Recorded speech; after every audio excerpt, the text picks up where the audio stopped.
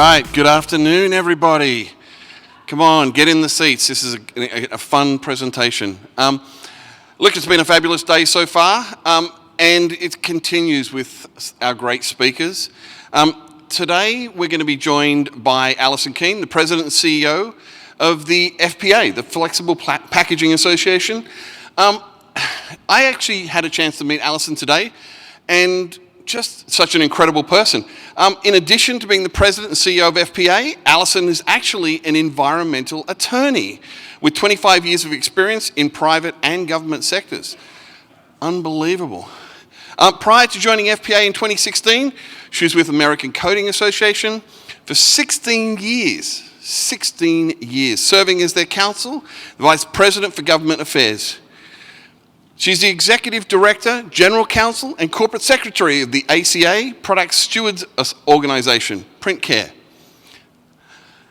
Now, with all that, she's got a lot to share with us.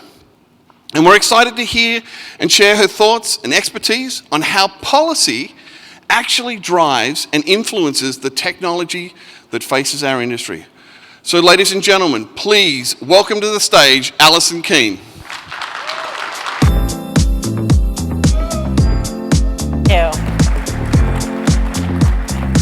Thank you so much. Thanks for everybody spending the afternoon, right? It's the last program of the day, so I know it's been a long one, but we have cocktails afterwards. And we're probably gonna need them anyway. So thanks for that lovely introduction. I've been around a long time. That's what I learned, and unfortunately, I think what should be driving innovation and technology is not policy, but right now that is what's driving it. And so let's talk about those drivers. And I know that you folks maybe aren't used to hearing about policy and legislation and regulation, because that's not your bailiwick, right? But I think you need to know about it. You need to know what we're facing, at least here in the United States. Some of you have already been facing it over in Europe. Just because you're going to use your software systems and your IT systems and everything in your bailiwick to help my members and their customers get to these sustainability initiatives and get to these now mandated sustainability goals that we have across the country. So first, hopefully you know that there's an association for everything, right? So we are the Association for Flexible Packaging, which when I first got the job about 6 years, I was like, but why is it just flexible? Like, why isn't it just all packaging? Why aren't we all together? But you probably know better than anybody, if you're in multiple formats, that there are different things you need to do for different formats of packaging. Today, I'm not going to just talk about flexible, although we have the biggest target on our back when it comes to some of these sustainability goals. I'm going to talk about all packaging because the mandates that we're seeing across the United States are not specific to flexible packaging. They are specific to all packaging types. But the reason there's an association just for flexible packaging, the reason there's one for just corrugated cardboard and cartons and plastics for rigid, is because we all have different pain points. We all have different things we need to do to make sure that our industry is successful, whether it be in the United States or globally. So that's what industry associations, that's what lobbyists do, and that's our primary focus. Why do we have our own in this space? Because we are second only to corrugated cardboard in the United States when it comes to growth in the segments. And you can see how that breaks down here. Second only, gaining traction, and we're gonna get there one day. And we do work together, right? All of these different factions of packaging, manufacturing in the United States, we feel like the package is only as important as the product that's inside it. We feel like you, as the customer or the brand owner that's selling to us as a customer, needs to use the right package for the product, first and foremost. We are agnostic, whether it comes to paper, foil, film, any combination of that. I think rigid paper should be part of my association. I do some work in that space sometimes if it means that it's going to help the industry. I do some work in labels, adhesive, we don't have them. I do some work in duct tape with some aluminum foil trade. I don't care if it helps the industry in the United States. And that's how all of my brethren at all the different associations feel about packaging, right? It's got to be the right package for the product. That's the primary focus. Policymakers, on the other hand, do not feel the same way. They see packaging as an add-on. They see packaging as garbage. They see packaging as a problem. And that's why I think when we asked our converters and our suppliers what the top 3 issues for them would be, it's always, sustainability is always in the top 5. This year it was number 3 for both. And I would argue that labor, talent, raw material, supply chain issues, that is not specific to flexible packaging. That's not even specific to packaging. That's specific to any manufacturing industry in the United States right now, and in some cases non-manufacturing. So we're going to focus in on that sustainability portion because it's pretty big, and if we didn't have the supply chain issues and the workforce issues that we're all dealing with now and that have been exacerbated by the pandemic, then I think sustainability would be number 1, number 2. Certainly from a converter standpoint, it would probably be number 1, and maybe supplier 2 or 3. So the other thing we asked our folks in our State of the Industry report last year was, okay, sustainability is really important to you. It's really important to the suppliers. Emerging materials. When you're trying to get to some of these goals and the mandates that I'm going to talk about, what are you using today? And what are you going to use, in the future? What do you think in the next 5 years? What's important? So this is specific to flexible, and then I'm going to get off flexibles. Well, maybe I'll pepper in a little here and there. But so recycle ready is hugely important, and that's again for all packaging type. But recycle ready for flexibles means something a little bit different. Because again, flexibles aren't the most recyclable. They're not collected. A lot of it's multi-material. A lot of it's different types of plastic. Even if it's one plastic material, it's not the same monomaterial. Post-consumer recycled content. Corrugated and paper have had this for a really long time. It's a no-brainer. We haven't. It's not as easy, particularly when you get into plastics and multi-material. Reuse refill systems. That's for everybody. Ellen MacArthur Foundation, which we're going to talk about, is talking about at least 20% in the United States in the next 5 to 10 years being reuse refill. I don't know. I'm pretty pessimistic. I don't see that happening, but that's not just specific for flexible packaging. Compostable structures, whether it be plastic, paper, that's on the rise, and then bio-based. How do you get those plastics when they're not from natural resources? And then what's the importance of all those? And you can see the percentages of who's using it, and who's doing it, who's converting today versus the importance. And pretty much everything was over, moderately important, with again, recycle ready and PCR being the most important. And again, I'm going to circle back around to this. I think that's because policy is driving that type of innovation. I don't think we'd see it just because of the sustainability goals that our members have or that their consumer product company customers have. I think you're really seeing it because of the policy and the legislation that we're facing in the United States. So what is that? When I took this job a little over 6 years ago, I said to the executive board, I think you have 5 years before this hits. And in my prior life in paint, we did have an extended producer responsibility system, and I saw it coming down the pike for packaging. And I think it probably would have happened a lot sooner but for COVID. So extended producer responsibility is supposed to be a producer-based system. So a producer comes in, and by producer I mean brand owner, comes in and they, through a fee on their packaging, collect money to invest in the circular economy of that packaging, meaning to get it collected, to get it sorted, recycled, and put it into some end-use market. Without that, we have most of it going to landfill or incineration. The devil's in the details on extended producer responsibility. A real system may work. Europe has certainly had it for 20, 25 years. But again, some of these systems I'm going to talk about today that are in law today are not real EPR systems, and I doubt they're really going to move that needle.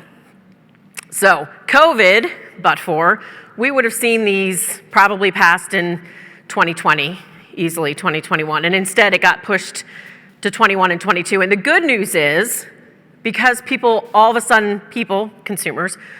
a sudden started realizing why packaging was so important, the sterility, the food safety, we got a little bit of reprieve from the let's ban plastic bags, let's ban straws, let's ban six-pack rings. What's next on the list to ban because of pollution? We got a little reprieve, a COVID pause, I would call it, and instead we started having real conversations about how can we fix the circularity issue for packaging waste.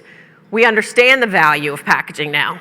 We understand it, but we still need to close that loop for all the different packaging types we have and make sure that they don't end up in the environment. So there is still a massive ENGO, so that's an environmental non-government organization. There's still a massive push out there, regardless of whether it's recyclable or not. Think plastic bags, they are recyclable, pretty easily recycled and recycled back into plastic bags. They're still getting banned. But there's a more thoughtful approach, I think, from the policymakers to not just listen to the ban, ban, ban, but to actually come up with some solutions. So, in addition to, I think, packaging waste and the consumer kind of demanding this stuff and the push from the environmental NGOs like Ellen MacArthur Foundation, there are other corporate drivers for sustainability, both within our member companies and, of course, within the CPG companies, the brands. And by the way, when I say brands, I don't mean just national brands. If you're a retailer, if you're e-commerce, if you're a private label, you are a brand. If you have a brand that you license or own, you are a brand. And in some cases, which is something we're fighting pretty hard, in some of the policy, they actually want to get the converters, right? So if you're a printer and a converter, in some of these cases, they want to say you're the brand, right? The packaging manufacturer, which we're not, but we'll talk a little bit about that. Anyway, so the Ellen MacArthur Foundation has all these voluntary goals, and I know there's not a lot of brands, or maybe hopefully none in the room, because I really do throw them under the bus, but this is really what started it, whether it's because of their ESG goals, their stakeholder goals, their shareholder goals, or whether it's just because Ellen MacArthur Foundation spent a ton of money making sure that things like paper bags and straws were prematurely banned, is what I'll say, instead of trying to fix the problem wholesale. So a lot of them signed on, and by a lot I mean hundreds, signed on to voluntary efforts to get everything recyclable, compostable, reusable, what have you, by 2025, some 2023.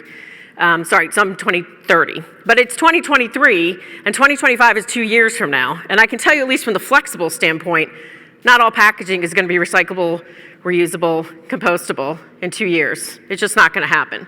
And there's a good reason for that, right? Again, we're trying to protect the product. We're trying to, impart sterility, have food safety. Food waste, for example, is one of the biggest issues with climate today. Biggest greenhouse gas emissions. There's a reason why brand owners have gone to this flexible format, why we're number 2 and number 1 actually globally, is because it's lighter weight. Everybody was working on their carbon footprint. Everybody was working on reduce. Remember the reduce before you even reuse and recycle? And the policymakers, that was yesterday's news. Now we're on to the second and third tier. We want to collect it, we want to recycle it. Oh, by the way, we want it back into the exact package, right? So we're not going to get there by 2023, or 2025, 2 years from now, but where can we go? Again, the brand owners, when they did this voluntary commitment, the policymakers, as they always do, said, oh, okay, well, we'll mandate that instead. So let's start with EPR. We have 4 EPR pieces of legislation on the books today. California and Colorado just got signed into law in 2022, and Maine and Oregon were signed in 2021. Interestingly enough, the first one to go, Maine, is going to be the last one to be implemented, and the second to last one to be signed, it was kind of a rush. Colorado may be the first. So again, EPR legislation, the way it's supposed to work and the way it's worked in Europe over the years is you put a fee on the package, the product. The brand owner, the person who is selling the product, who is making the product, is the producer, not the packaging producer. Keep that in mind, because that's a fight that we've been having and we continue to have.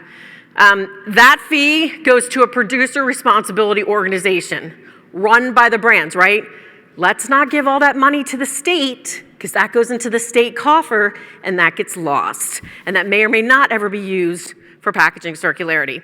Let's not give that money to the municipal governments straight, sort of write a blank check for, I don't know, gold-plated garbage trucks, right? We don't want to fund the status quo.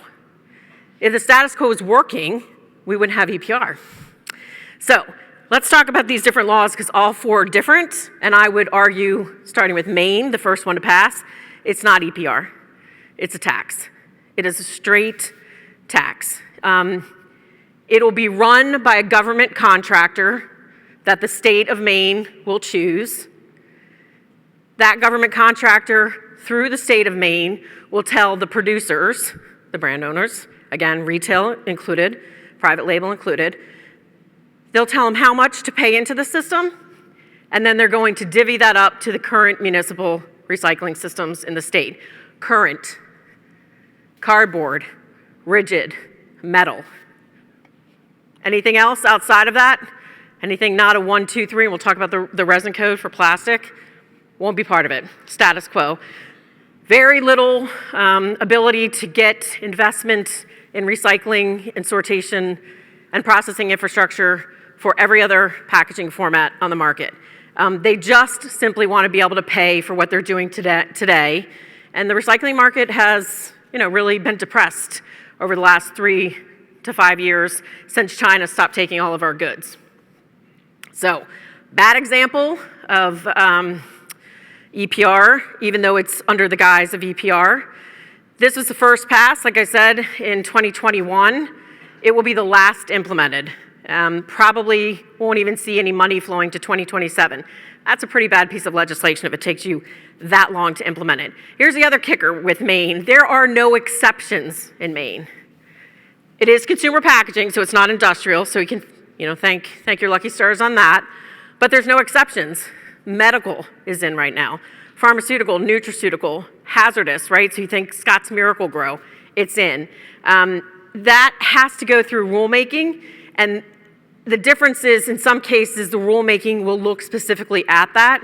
Here, there's no exceptions unless rulemaking, which means we have to go to the state of Maine and ask for rulemakings for every specific exemption that we want to see, and that process, starting with medical device packaging, is starting, and those already started right now. Okay, a little bit better, a little bit more thoughtful, Oregon. It was 151 pages when it first came out. Also a bad piece of legislation if it's over like 25. I used to say 10, but now, it is the 21st century. So 151, I think it got down to like 82 or 83. Try reading it and trying to figure that out. Not easy, but much more thoughtful. It will be a producer-run organization, meaning the brands will own it, and the brand owner is a real brand owner, the licensee or the first importer of that product. DEQ is going to have some oversight, but basically they're going to let the producer organization go through a needs assessment in the state. They're going to say, okay, here's a program plan. This is what we want to do.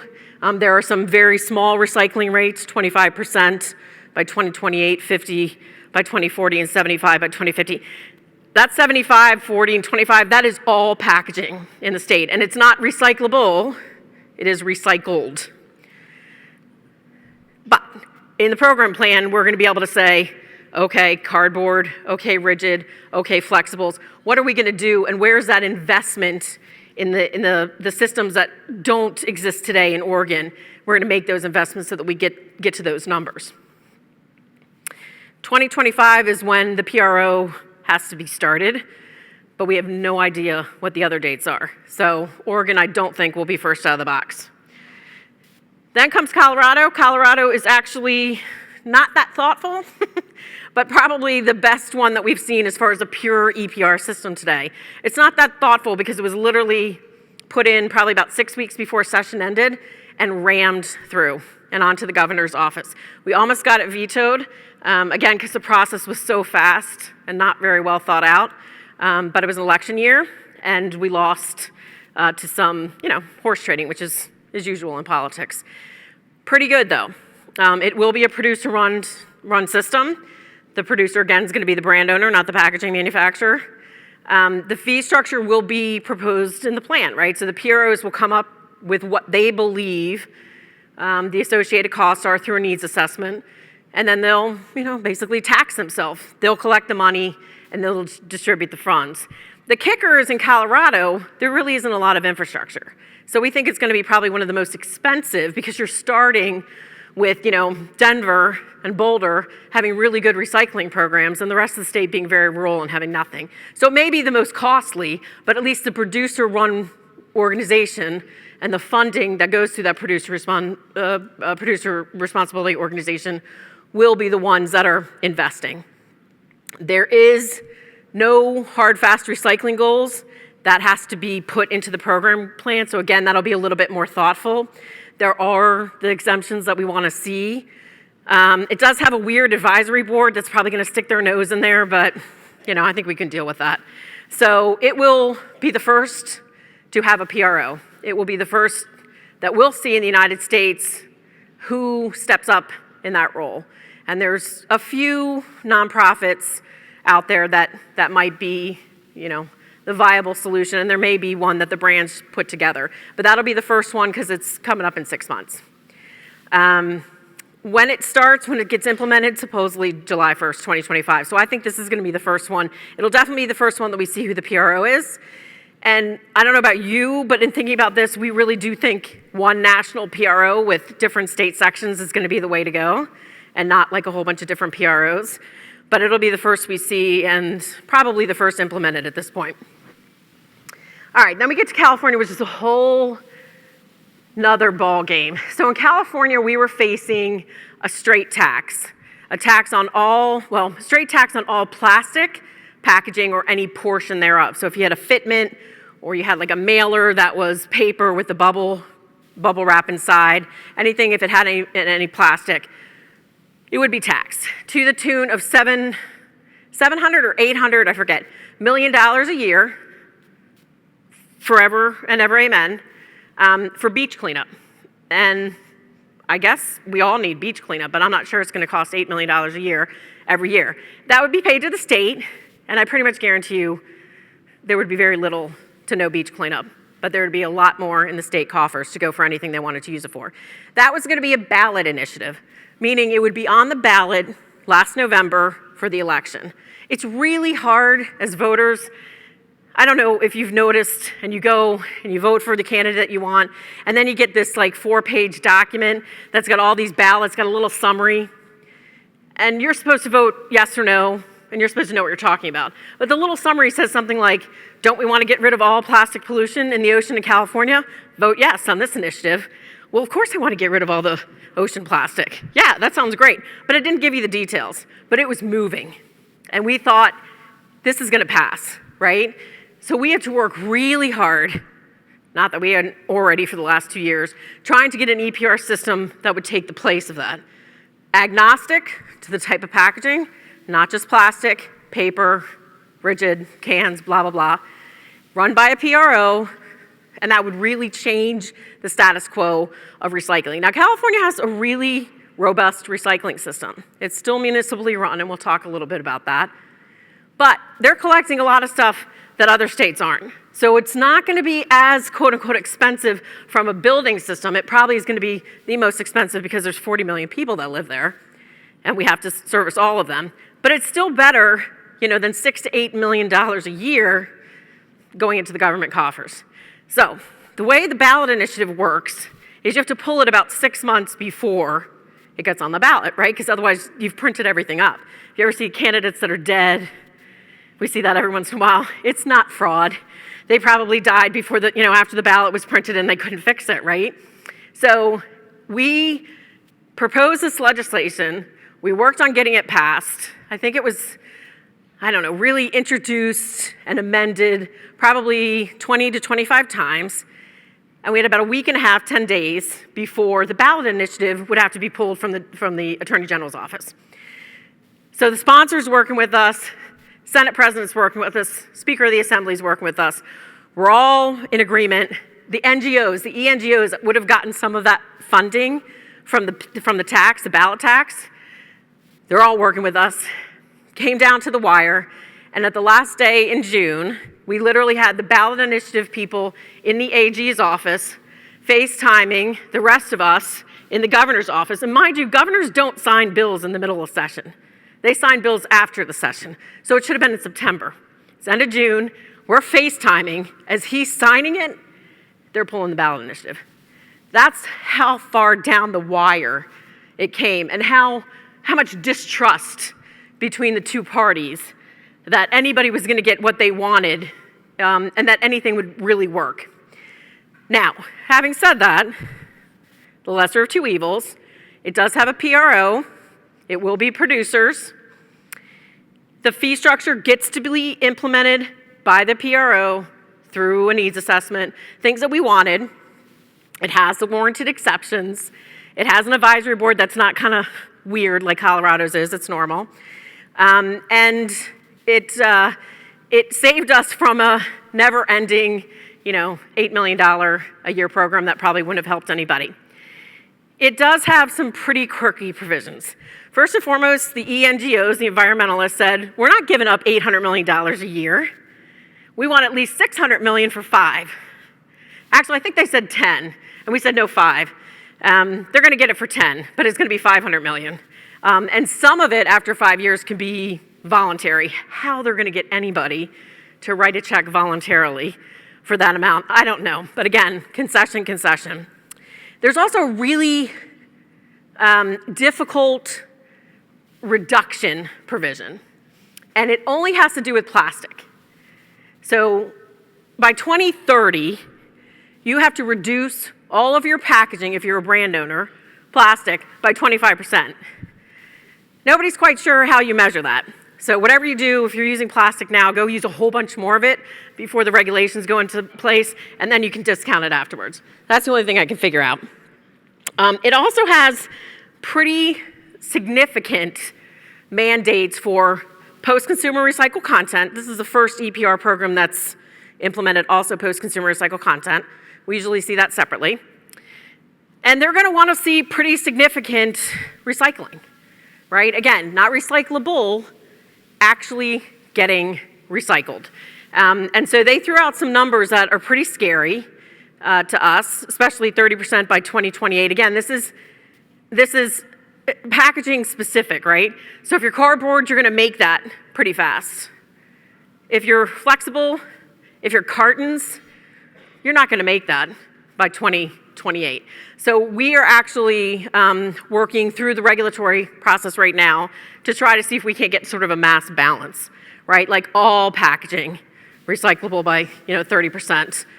Giving us some time, flexibles, cartons, other things that are a little bit harder, a little longer time to get to that 65 by 2032. And we will see the second PRO formed, I believe, because I don't think Oregon's going to have that in time, and then supposedly compliant by 2027. So we'll see. Again, lesser of two evils, still difficult. If you're talking to anybody about policy, and as I run across the United States, because guess who's next? We already have New Jersey with a bill, Rhode Island with a bill, Massachusetts, Connecticut, Hawaii, Maryland, and Washington State. Washington State, they had a hearing last week. New Jersey's coming up next week. I was just in Hawaii, I know, poor me, last week, trying to convince the sponsor not to put the same bill in she put last year, which is a tax. Looked a lot like the ballot initiative California, and do something different. So I'll let you know in a couple months if I was successful. So yeah, it's not gonna stop. They're gonna keep coming. So if you're talking to anybody, what we say is, they're all different. None of them are great. Please don't look at the reuse or the mitigation $600 million in California. Please don't, please don't, please don't. Okay. It's not just extended producer responsibility. Sorry to tell you. What did Ford say that CEOs were supposed to give you all the solutions?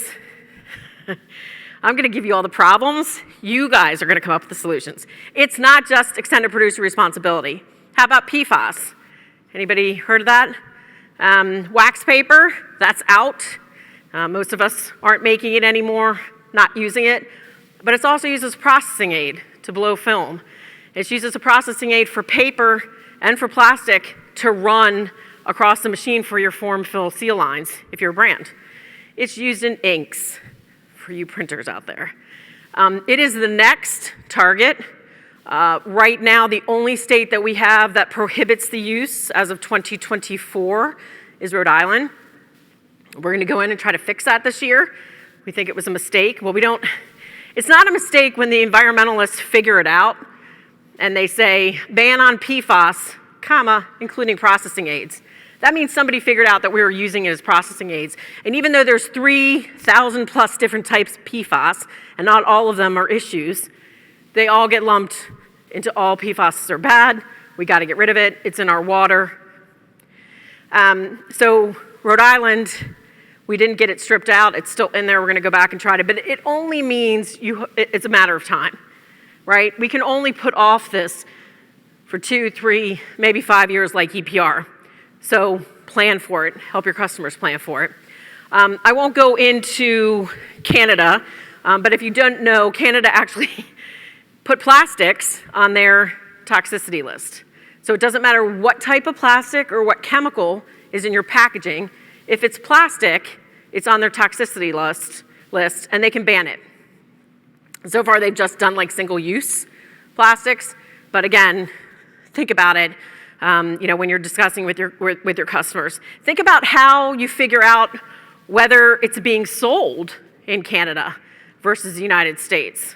When you're thinking about software to help your customers or printing, think about how do you track how much PCR content, right? So again, California is the first EPR bill that has post-consumer recycled content mandates that'll be part of the program. Everybody else has separate laws, separate regulations. So Washington State, New Jersey, right now it's just like garbage bags and rigid plastic. But they're coming. They're coming for everybody else. They're gonna wanna see it. And they want to see that PCR content, in some cases, come from the exact thing it came from, right? So think about flexibles and some cartons. It's very heavily food-based. How do you get that back into food-grade packaging? I don't know. We'll talk a little bit about advanced recycling. Anyway, not just EPR. Labeling. Remember I said it's not just that it's recyclable. It has to be recycled. California passed a bill 2 years ago that went into effect January 1st. We don't really know exactly how it's going to be implemented because the rules haven't been written, right? So the legislation went into effect this January, but the rules haven't been written to implement it. Welcome to California.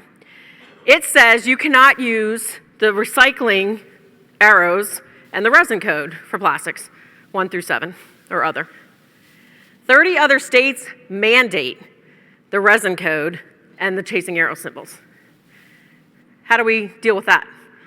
How do you deal as a brand with labeling for California differently than you label for Oregon or Maine or the rest of the United States or Canada? The FTC, because it's a commerce issue, is supposed to govern that, and they do have green guides that say what should be labeled for recyclable and what's not. California said, just like those other 30 states, we don't care. So think about software to figure out if you're selling into California or not, or figure out how do you label for your clients to be compliant with all states and maybe Canada as well. And we are still seeing bans in a couple states. Like I said, taxes, bans. Hawaii had a straight out tax, and it was a tax. Maine's got the tax that they say is EPR, but it's really a tax. We did have another bill in California that was a complete ban on any plastic e-commerce packaging. You heard me right. No bubble wrap for California's anymore. Moving, I guess, every plastic pouch, into paper. Luckily, again, we defeated that alongside the ballot initiative by making the compromises we did in the EPR bill in California. So not just EPR, and lots of opportunity for new business because everybody's going to have to change their labels in the next 2 or 3 years. Okay, so let's talk a little bit about the federal government.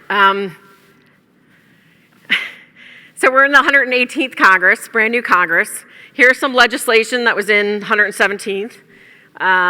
Break Free from Plastic Act was also in the year before. In a new Congress, after the second year of the 117th, we start over. So none of this, is today but we think we'll see it come back, right? So break free from plastic, we did not support. It actually had a moratorium on new plastic production in the United States. Again, not just for flexible packaging, but for everything. Not just for plastic packaging, but for everything.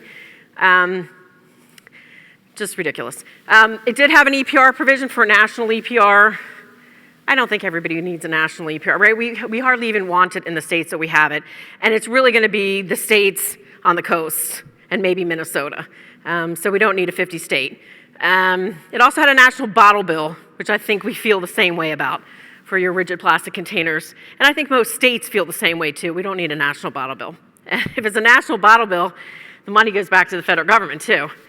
It doesn't go to the states. So we weren't alone in saying no to the Break Free from Plastic Pollution Act. We had our state partners in there too. Couple good bills, the recycling infrastructure, accessibility, and the recycling, composting, accountability. Again, if we don't have infrastructure, how are we going to get the stuff for PCR content? Even paper right now, cardboard, it's, most of it's 100% recycled content. If everybody goes after that tomorrow, and if everybody switches from plastic packaging to paper, that's not sustainable. There's not enough of that. Again, try to think about PCR content for food grade and medical grade. How do you track that? Even if you can get it, how do you certify that? It's good when it comes to infrastructure to think about if there's no access, people don't have access, and there's no infrastructure, that we're putting the cart before the horse. So we can keep innovating, we can keep moving to more recycle ready, more post-consumer recycled content, but it's still gonna end up in the landfill.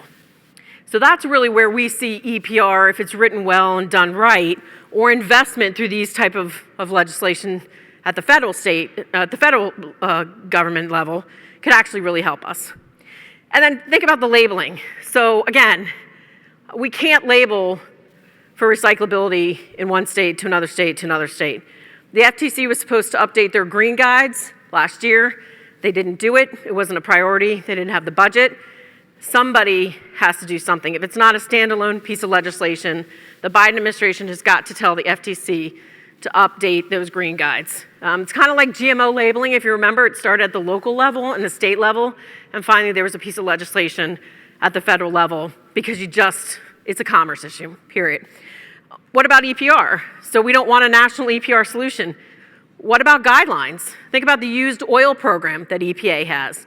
Okay, state, if you're going to do this, this is how you should do it. Here's the guidelines so that we have a harmonized approach. So these are the things that we are speaking on the Hill about and with the Biden administration. Now, did anybody catch how many votes it took to get Speaker McCarthy in the House? Yeah, okay. So now you know what we're up against. And by the way, couldn't happen to a nicer guy. He also gave away tremendous amount of power. So pretty pessimistic that we're gonna get anything done with a House that's divided themselves, and a Senate who's sitting back laughing for good reason. So we will continue to work at the federal level. We actually have some other issues going on at the federal level too. But this is why the states are going forward, because I don't think we're gonna see anything anytime soon until it gets to a really, and again, it's kind of hard for us to go to the federal government and say, you have to fix this, when California has a labeling bill that's on the books in law, but they actually haven't implemented it yet because they haven't written the rules. So we can't even say that it's not gonna work or what it's gonna do because right? So we have to kind of wait for that process. But in the meantime, we're having the conversations so that it's not the first time they've heard about it by the time we get there.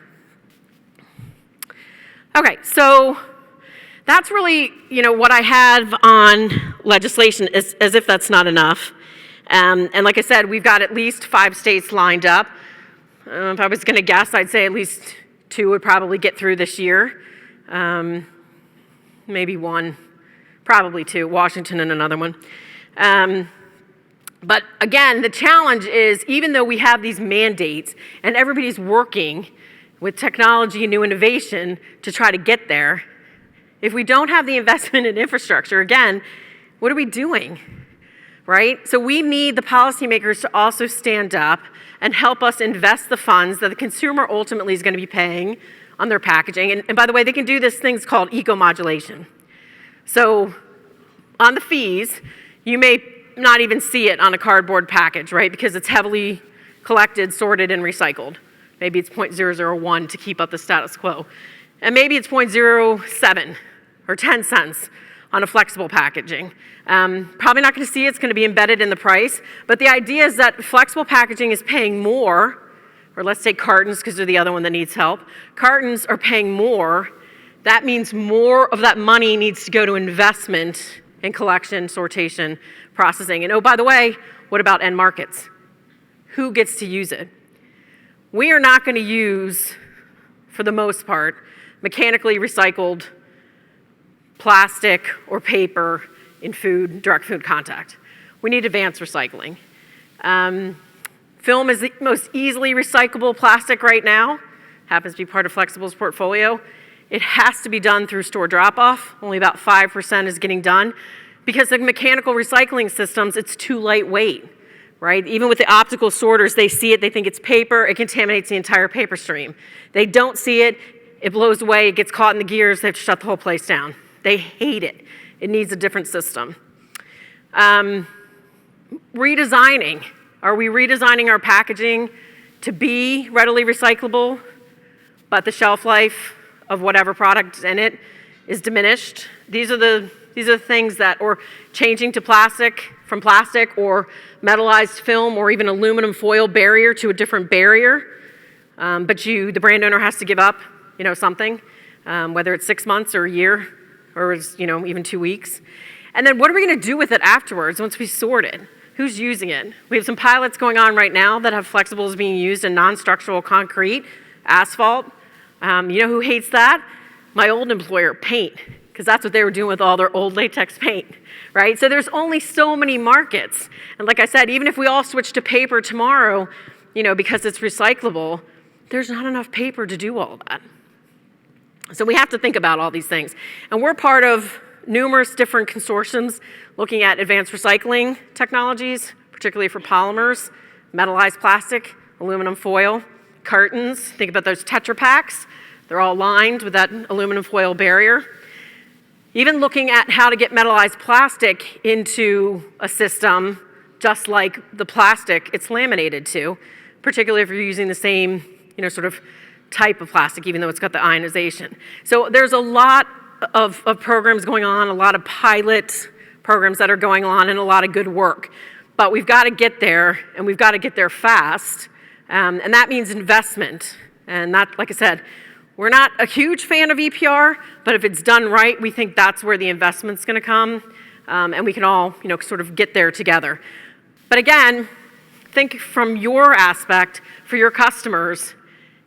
If we're going to get into advanced recycling or even a mechanical recycling infrastructure, how do you label for that? Do you put a digimarket on it, right? Like the Holy Grail 2.0? What's the newest, latest, and greatest thing? How do you track it? Do you have software that can help somebody track that, like I said, the PCR content, how much is in it, where it came from? What about reduction, right? What software do you use to say, I'm Kraft Heinz, this is all of my packaging today, and by 2027 or whatever, I've reduced that by 25%. I don't know. Like I said, I'm not Ford. I'm just giving you the problems so you can come up with the solutions.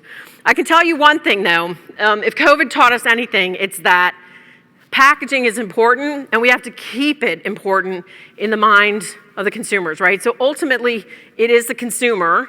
Again, I know I throw the brands under the bus because they sign up for just stupid things like Ellen MacArthur Foundation. But it really is in response to their shareholders and the retailer consumers, the people every day that say, I want to do the right thing. And I do look at the brand and I say, are you sustainable? And if they don't have that recycling logo on the back, even though it's probably not recyclable in their area, then I'm not going to buy it. And it does happen. We have good information and good market statistics to say that it does happen. So this is specific to Flexible, but not only because I have these slides. TLMI is here. You heard from Ford, from Printing United, the Carton Council, Corrugated, Ameripen, Can Manufacturers Institute. These are people that we work with every single day.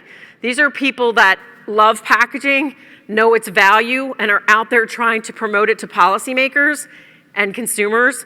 Join that conversation, help us, and you can, push back, right? I remember when I first took this job, I forget what I was depressed about, and I said to my mom, God, I'm so depressed. And she said, oh, is it because you work for the plastics people? And I'm like, what? Like, it had nothing to do with my job. It had, something to do with, my cat or something. I don't know. I was like, what did you just say to me? Right? I'm like, I'm passionate about this. I believe in this. And if you are too, join the conversation and let those people that are misinformed know and have that conversation. So we and our brethren out there in the association world, we have magazines. Write an article. Let us know what you're doing. Let us know what you can do for your customers when it comes to sustainability. We are on every form of social media possible, including TikTok. So, which is only because that's the latest and greatest, right? And that's something that I look at all the cat videos on when I'm sitting there at the airport waiting to come to the next meeting. But all of us do, all of us trades do. That's how we get into the conversation. And I can tell you that when we first started, maybe 5 or 6 years ago on was it Instagram? I think it was Instagram. Oh my gosh, it was horrible. And my comms people would not let me respond, right? We had people like, oh, you're going to hell. Packaging's the worst. You're ruining the world. I'm like, I got an answer for that. No. The comms people said, Alison, don't you even think about it, right? And then what we started doing is we started partnering with folks like you and our customers, our CPGs, and we started showing little vignettes and memes of the actual package that you and I and the consumers use every day. So the package was first and foremost. Oh my God, I love that brand. I love that Cliff Bar or whatever it was. I use those all the time. Then we told them why the package was so good and why their Cliff Bar was going to last for their entire camping trip, whether it was -0 or 105 degrees. That's how you get them engaged. That's how we win the conversation with the environmental NGOs. Because I'm telling you, the environmental NGOs have spent hundreds and millions of dollars on this conversation and the turtle with the straw stuck up its nose. You guys have businesses. You're working every day, right? And you don't have that kind of money to spend on that. You have a real job, right? But you then have to, after your real job, make sure that you engage and make sure people know the real story and the real benefits of what you do and the packaging that you provide. And ultimately, the pleasure that they get out of the product getting to them in the state that it was supposed to get to them. So, anybody need a drink? Yeah, or two. This is just my ending slide for Flexible. I will tell you again, revenue is up, investment is up, despite the pandemic, despite supply chain and workforce issues. I believe that to be true of cardboard right now. Glass is making a resurgence. It's not about what type of package. I believe that Ford said that. Follow your customer, figure out what they want to do, and help them get there. And then make sure that you have the conversation. You continue to promote yourself. You promote your customer. You promote the actual package along with the product that people use every single day. So thank you so much, EPS, for having me. Thank you, and I look forward to answering any questions with the white wine.